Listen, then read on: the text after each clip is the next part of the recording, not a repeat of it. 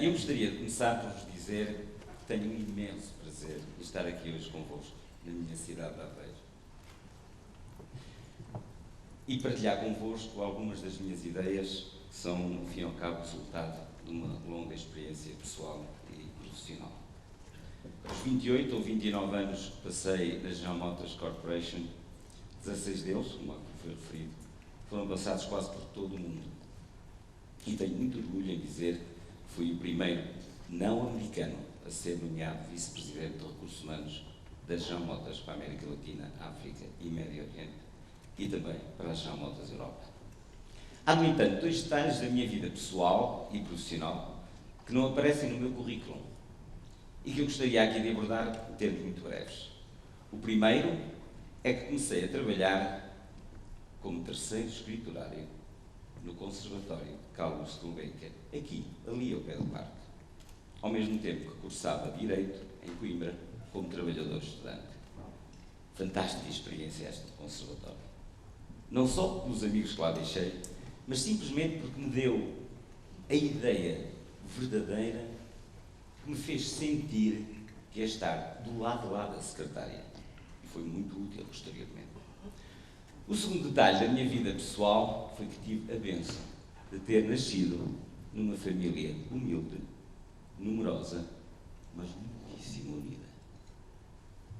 Perante este cenário, poder-se-á eventualmente perguntar-nos como é que é possível que um miúdo de 8 ou 9 anos que jogava a bola descalço nas ruas do Albué, que é aqui mesmo ao lado, descalço porque se estragasse os sapatos, a mãe tratava-lhe da saúde, como é que é possível que este menino venha a ser mais tarde vice-presidente de recursos humanos da maior empresa do mundo? Sorte? Talvez. Não se diz que para tudo é preciso ter sorte na vida? Valor? Desculpem-me a modéstia, mas também penso que tem algum. Mas, essencialmente, o que norteou o meu sucesso pessoal e profissional foram as linhas mestras desenhadas por um homem que não tinha a 4ª classe, mas que foi dos mais sábios que eu conheci até hoje na minha vida. O meu pai. Ele dizia-me sempre: José, tu podes ser o que tu quiseres na tua vida, desde que tenhas determinação, o sentido comum acima da média, sejas honesto e trates as pessoas com muito, mas com muito respeito. Nunca esqueci estas palavras. E não é que ele tinha razão? Por isso eu hoje quero-vos deixar aqui uma mensagem também de incentivo. Vós podeis atingir tudo o que quereis na vida. E se perseguires algo que verdadeiramente amais, ou desejais intensamente, dou-vos um conselho. Nunca aceiteis o não como resposta. Eu, depois desta livre introdução, que já me roubou há uns minutos e que certamente disseram para não sair da zona vermelha, de maneira que tenho que pôr aqui razão, que certamente vão fazer falta no final, eu vou começar por vos contar uma história. Uma história de uma corrida de barcos. Havia uma equipa que desejava desafiar outra para uma corrida anual de barcos. Eu poderia dar um nome às equipas, aliás, utilizando como paragon as cores. Tem o vermelho e tem o azul no ambiente futebolístico nacional, mas eu sinceramente tenho medo de ferir algumas sensibilidades. E também penso que para humilhações já chegou este ano. De maneira que eu vou-lhes dar o nome de a equipa desafiadora e a equipa desafiada. No dia da corrida estavam todos entusiasmados. Aliás, é o que acontece antes do jogo começar. Todos pensam que vão ganhar. O que é certo é que... Isto está-me a passar... Peço desculpa. Ok. O que é certo é que a equipa desafiadora venceu a corrida com mais de 1 km de distância. De imediato, o diretor-geral da equipa que perdeu nomeou... às vezes passa, outras vezes não. Obrigado, Sr. Professor. O que é certo é que ele nomeou de imediato aquilo que se pode chamar em business um task force, uma equipa de trabalho, para analisar qual foi a causa de tamanha tragédia. Bem, esta equipa reuniu-se, teve umas semanas a estudar o problema e, quando chegou E disseram ao diretor-geral, afinal já descobrimos qual é o problema da derrota. É a estrutura da equipa. É que a equipa que nos venceu tem 7 remadores e um capitão. E a nossa... Isto não está a funcionar. E a nossa tem 7 capitães e um remador. Não me digas. O diretor-geral, tudo bem, vamos já contratar. Os slides não estão a passar bem. Vamos já contratar um consultor que de certeza absoluta irá estudar a melhor estrutura e a melhor estratégia e para o ano vencemos de certeza. Bem, os consultores reuniram-se e disseram, isto é evidente, pá, como é que vocês podiam ganhar com 7 capitães e um remador? Não, a estrutura que propomos é esta. 4 capitães, 2 supervisores gerais, um supervisor e um remador. Mas eis uma série de iniciativas para motivar o remador. Claro, já estão a imaginar qual foi o resultado. Perderam novamente e com uma distância enorme. Ato imediato, o diretor-geral despede o remador. E diz, não pode ser, a estratégia era ótima, portanto a culpa é do remador. E, como compensação, dá um bónus à equipa de gestão. E diz, olha, temos que ganhar. E eu penso que talvez o remador tenha sido culpado, certamente vamos ter que mudar de material. Pronto, compramos uma nova canoa. Ora, esta é uma história caricaturada de forma exagerada. Podeis acreditar que na minha vida profissional encontrei imensas pessoas. Pessoas que pensavam que o presente não é nada mais do que uma continuidade do passado e o futuro será uma extensão do presente. E sabem porquê, meus amigos e minhas amigas? É que mudar é muito difícil. Mudar deve ser das palavras do nosso dicionário de mais difícil aplicação prática. A resistência a novas ideias encontramos todos os dias e em todos os lugares. Dizer não é tão fácil. E por que razão é que eu agora vou mudar? Se há 10 anos eu faço o meu trabalho desta maneira e funciona. É que mudar significa sair da nossa zona de conforto. A mim pediram, quando me convidaram, para eu apresentar exemplos práticos, porque senão vocês iam começar a dormir e depois estava eu a falar aqui não para o boneco, mas para as paredes. De maneira que eu vou-vos contar a primeira situação real em que eu sou o protagonista, neste caso sou o movie star. E aconteceu em 2004, quando eu pela segunda vez fui nomeado para a Inglaterra. Da primeira vez tinha sido diretor de uma fábrica de pessoal, diretor pessoal, e da segunda vez fui para diretor-geral de recursos humanos da General Motors UK and Ireland. Quando cheguei, foi no mês de outubro, quando cheguei, e como eu faço anos em outubro, a 18 de outubro, by the way, se quiserem oferecer-me um presente, já sabem, ou mandar-me um cartão de feliz aniversário, depois dou-vos os contactos. Quando cheguei, reuni com o diretor de recursos humanos, que reportava a mim, e disse-lhe, olha, eu vou, no dia 18, faço anos, vou comprar um bolo e falamos aqui todos, celebramos com as pessoas do departamento. E ele disse, não, José, não faças isso, pá. Porque nós britânicos preservamos muito a nossa intimidade e, portanto, a privacidade, e não cantamos assim em público. Eu disse, ok. Quando cheguei ao meu gabinete, disse à minha secretária, tenho aqui dinheiro, sul e compro-me um bolo de aniversário para no dia 18 celebrarmos. E no dia 18 eles estavam numa sala de reuniões enorme, uma mesa grande, um bolo lá, 30 e tal pessoas, umas sabiam que se ia passar, outras não. Eu disse-lhes, hoje faço anos. E gosto muito de celebrar os anos com os meus amigos. Por isso hoje eu gostaria, aqui junto, de partilharmos uma fatia de bolo e cantar Happy Birthday to Me. Vocês têm 2 alternativas. Foi-me dito que isto não funciona muito bem aqui na vossa cultura, mas não há problema. Se não quiserem cantar, não cantem. Só que vão ter que ouvir, talvez, a voz mais maravilhosa que ouviram na vossa vida. É a minha. Bem, comecei a cantar. Toda a gente começou a cantar. Um sorriso de satisfação enorme. E depois, o que é que aconteceu? Sempre que alguém do departamento fazia anos, eu comprava um bolo e cantávamos os parabéns a vocês. A segunda história que vos quero contar, já não sou eu o protagonista, é o Galileu. E leva-nos ao século XVI. Galileu era um fã das teorias de Copérnico, segundo as quais a Terra rodava à volta do Sol, girava à volta do Sol. A teoria de Galileu passou, hoje é uma verdade inquestionável. Mas aqui o que importa reter é exatamente isto.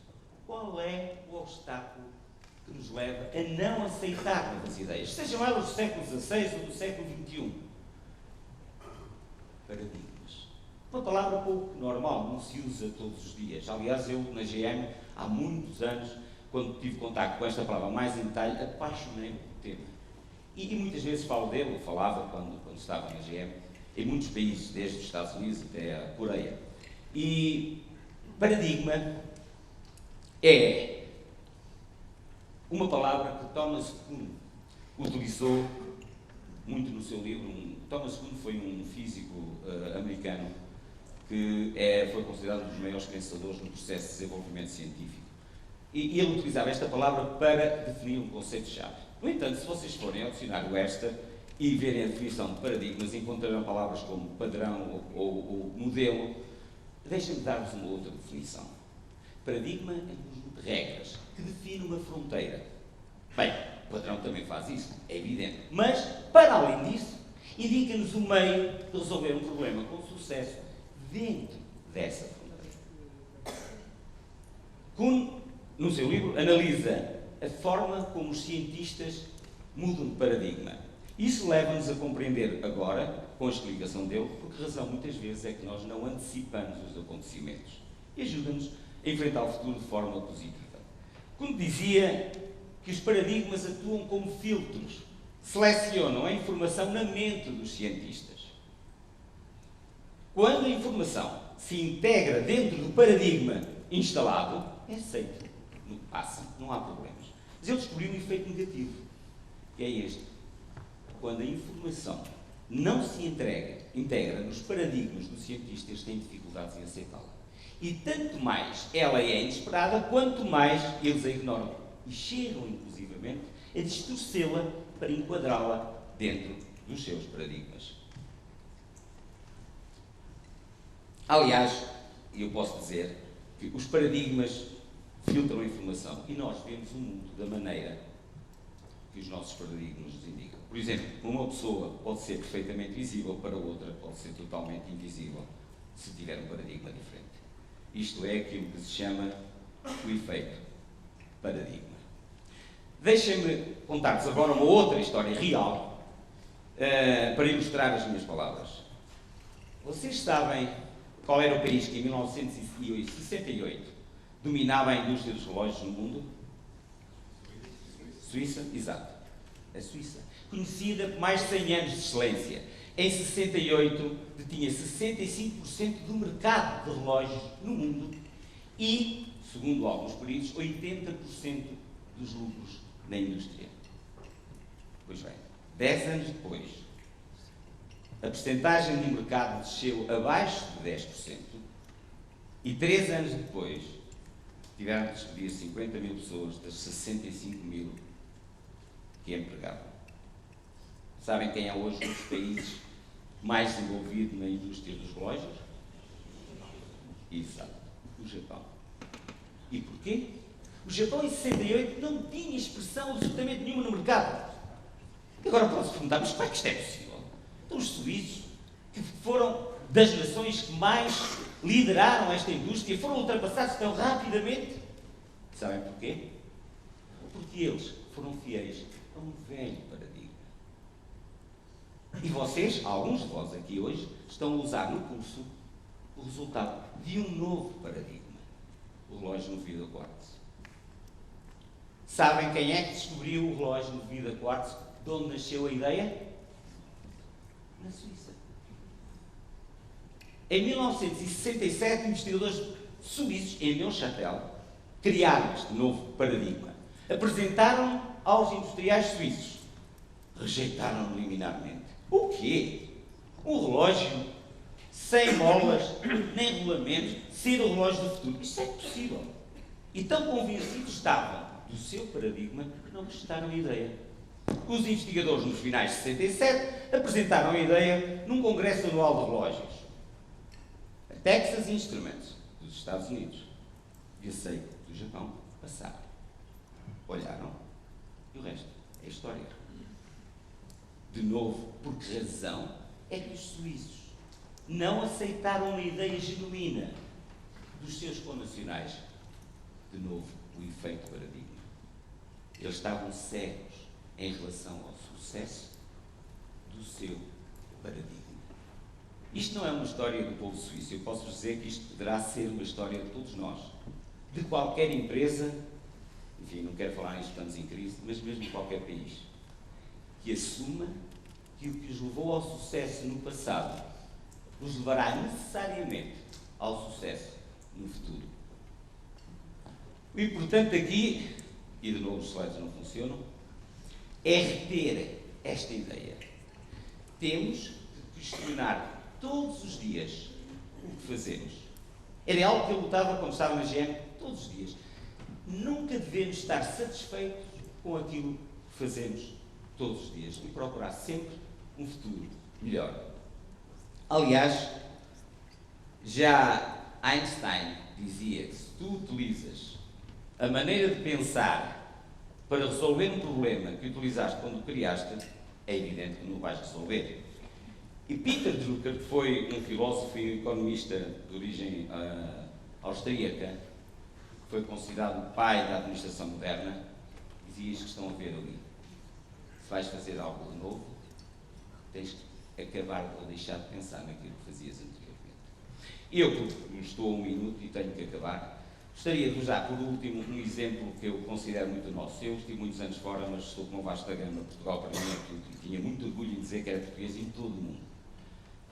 Por que razão é que vocês pensam que Portugal no século XIII e seguintes conseguiu chegar ao cume, uma das maiores nações do mundo, se não a maior nessa altura?